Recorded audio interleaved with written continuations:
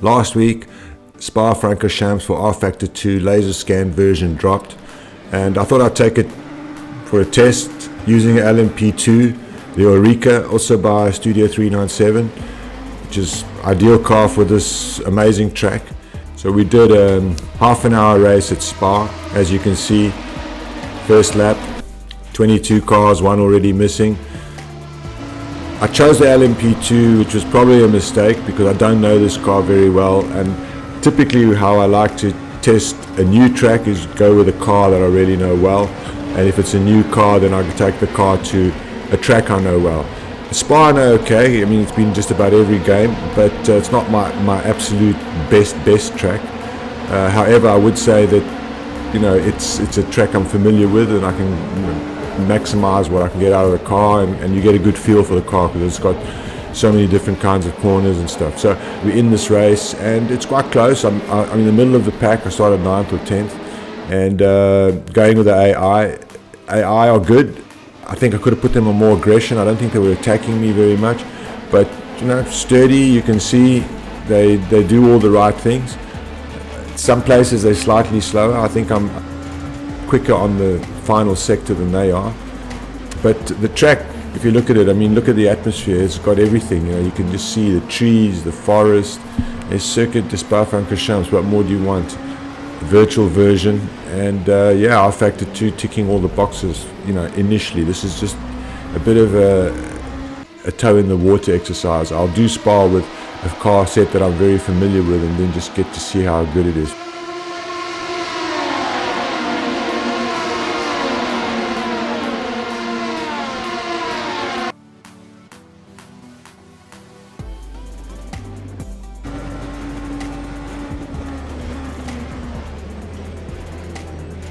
Yeah, maybe it was too easy to overtake, I don't know, but the good thing is the AI comes back at you, and that of course has always been a trait of rFactor 2. It's got fantastic AI.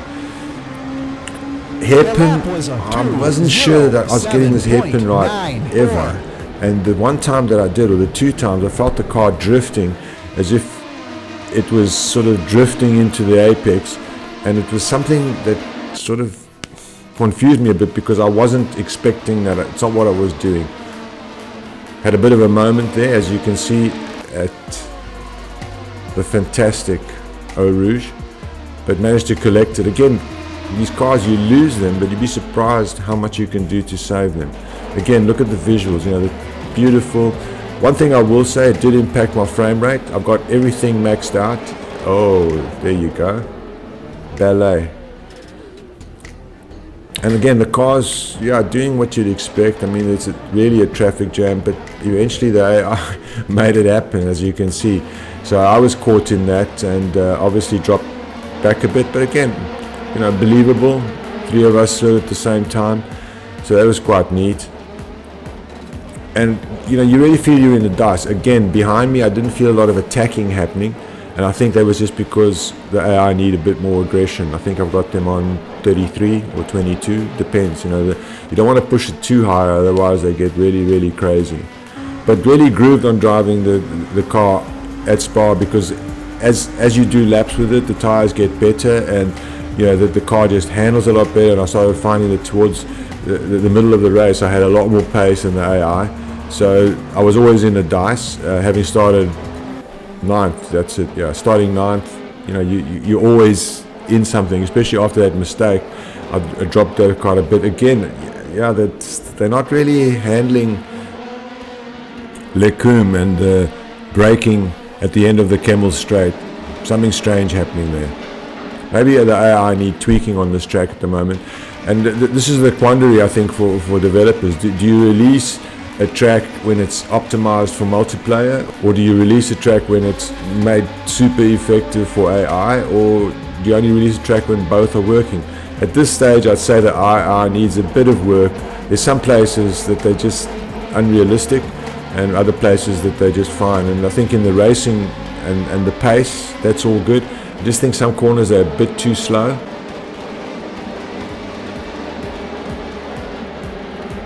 Gave a guy a bit of a nab, and again, they stick, and looking very realistic. This way, I really felt I was in a race. I was really grafting. I wasn't convinced about the physics of the Oreca, but again, I don't know the car, and I don't know if there's setup that we can do to change. I found it to be a bit skittish. You could lose it, but incredibly, you could always catch it like that. You know, you just somehow you could catch the car, even if you're too hot into something. Curb handling was good. I was fortunate. There was a huge crash there. AI went crazy. So again, AI not 100%.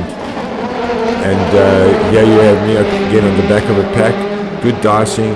I would say very human-like AI here. And again, another one just losing it a bit. So yeah, I mean, that's realistic.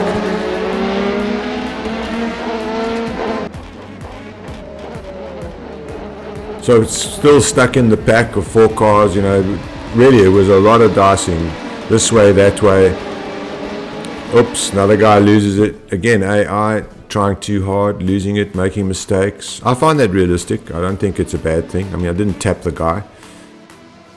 That was good, you know, the AI going wide to avoid. Really, I find that they've got the AI nailed in some aspects, but in other aspects, like, you know, some corners are a bit too slow. Again, I could also amp up the AI a bit. So yeah, I can't really fault this track. It looks good, it drives well. I can't say I'm blown away by it, because honestly, there's a lot of very good rFactor 2 tracks. You know, Lilski's, Watkins Glen. A lot of guys make amazing tracks, and not all the Izzy tracks or the Studio-397 tracks are at the level of some of those guys. Beautiful skin on this car, the metal, and full on drive. And look, I mean, just so atmospheric. I've been to Spa, and this is exactly what it looks like. All I need now is some of the smells, but other than that, it's Spa.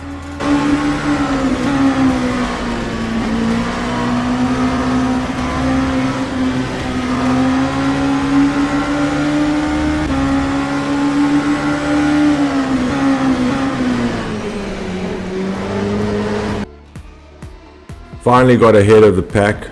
I wasn't taking note of where I was standing in the race. I was just knowing that I was doing very slow laps because of a lot of traffic. And I think it gave me an interesting sort of unboxing view of the track. I'm going to go back there, crank it with a car that I really like. It's obviously made for online racing. The AI needs graft.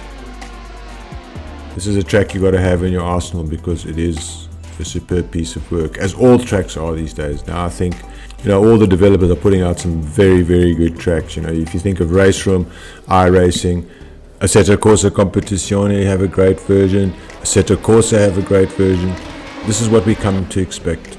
So the benchmark is very high, and if you're going to put out a track, to get a 10 out of 10, you've got to make sure your track works online, offline, every line. The AI are not 100% on this track, so I'm going to give it an 8 out of 10. It could have been a 10 if they just work out the AI. But you know, the beautiful thing about Steam is the tracks can be evolved and developed. Out the box, it's drivable, but it didn't blow me away.